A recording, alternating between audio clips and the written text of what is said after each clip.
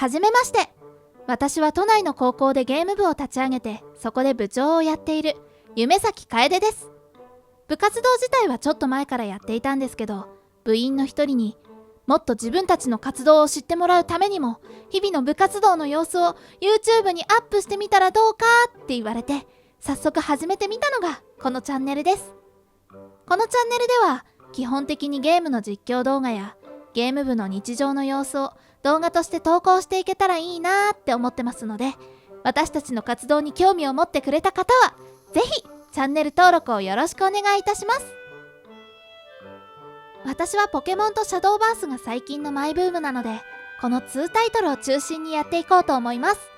それでは早速ですけど、あまり長い挨拶をすると嫌われてしまいそうなので、ポケモンのレート対戦に潜っていこうと思います。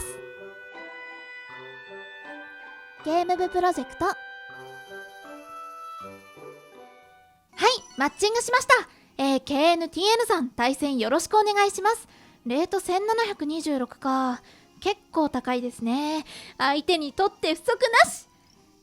相手のパーティーはアシレーヌ、ドリューズ、ボーマンダ、ミミッキュ、ギガイアス、ナットレイと、相手のパーティーの配置的にちょっと分かりづらいですけど、ギガイアスとドリューズがいることから、ギガイアスの砂起こしで砂をまいて、ドリューズの特性砂かきで S 素早さを2倍にして、上から殴ってくるいわゆる砂パと呼ばれる構築ね。相手のメガ枠としては砂パと相性がいいボーマンダ1体みたいね。とりあえず相手の砂パ、ギガイアス、ドリューズの組に強く出られるのは、こっちはランドロス。ただランドロスだとメガボーマンダ相手に隙を作ってしまい、それだとまずいので、メガボーマンダに対して強く当たれるポリゴン2は欲しいところね。こっちの初手に置くポケモンとしては、アシレーヌをメガネサイコショックで一発で持っていけて、かつナットレイにメザ炎で有効打を持っているカプテテフあたりがいいかな。もしカプテテフでドリューズと対面した時はランドロスを後出ししましょう。月光河もギガイアス、ドリューズのスナパー相手には強いんだけど、アシレーヌ、ミミッキュ、ナットレイと苦手なポケモンが相手のパーティーに多いので、今回はお休みにします。それでいきましょう。テテフ、ランドロス、ポリゴン2と決定。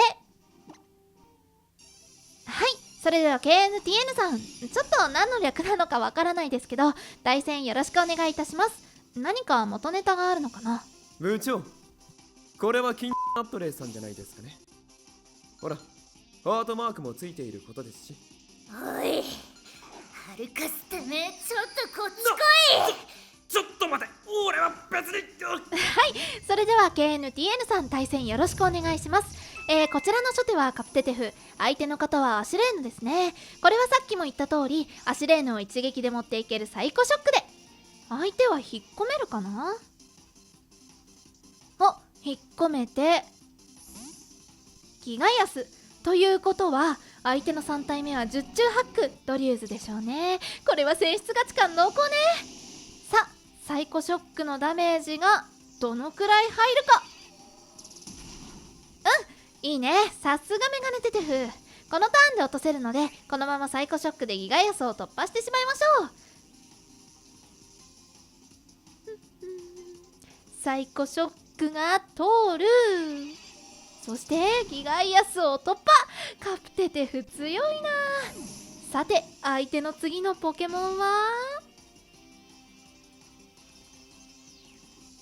ドリューズ。ここは元から想定していた通りランドロスに引いていこうと思います。ランドロスは特性威嚇で相手の攻撃を1段階下げるので、たとえここで剣の前をされても対応可能です。さあいでよランドロス。威嚇を巻いていく。 A が1段階ダウンですね。相手はアイアンヘッド。全然効かないですね。このターンは相手の裏がアシレーヌだと分かっているので、どちらにも効く自信で。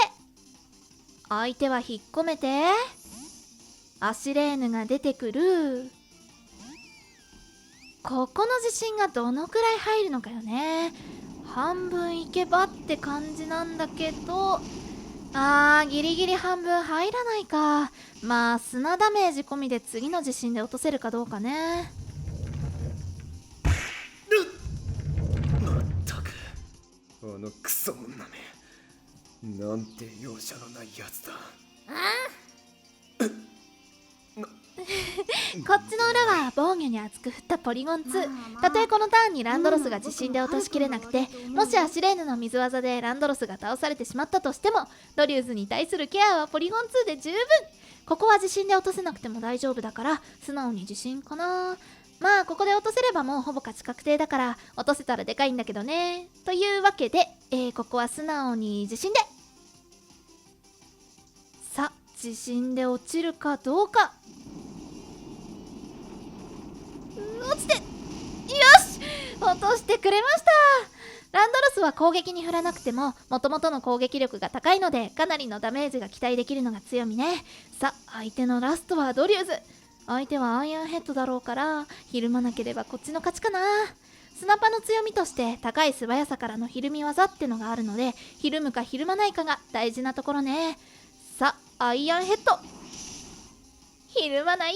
これはもう自信で倒して勝ちね。たすきならまだわからないんだけど、持っていけたらね。この試合は相手の選出に対して強く出れる選出をできたことが勝ちにつながったんじゃないかなと思います。KNTN さん、対戦どうもありがとうございました。はい、というわけで第1回は私のポケモンレート対戦の実況動画でしたが、いかがでしたでしょうか。途中お見苦しいところをお見せしてしまいましたが、今後もゲーム部の部活動の様子を動画として投稿していけたらいいなって思ってますので、よかったらチャンネル登録よろしくお願いいたします。それではここまでご視聴ありがとうございました。またねー。ゲーム部始めます。